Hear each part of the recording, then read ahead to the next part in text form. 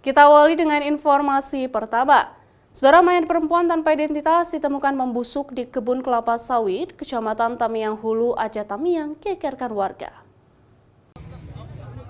Penemuan mayat perempuan tanpa identitas gegerkan warga di Desa Perkebunan Pulau 3, Kecamatan Tamiang Hulu, Aceh Tamiang.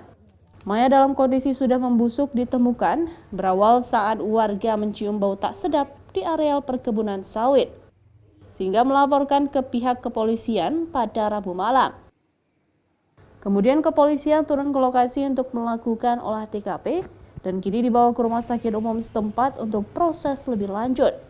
Sementara hingga saat ini belum ada pihak keluarga yang melapor atas kejadian penemuan mayat tersebut.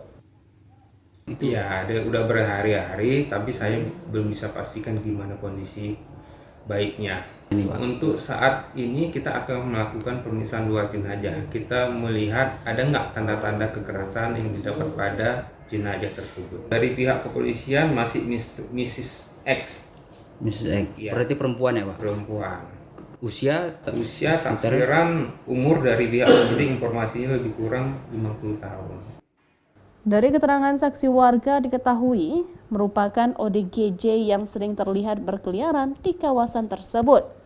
Hingga kini, mayat masih di Rumah Sakit Umum Aceh Tamiang sambil menunggu tindak lanjut dari kepolisian sebelum dikebumikan. Zikri Maulana, Kompas TV, Aceh Tamiang.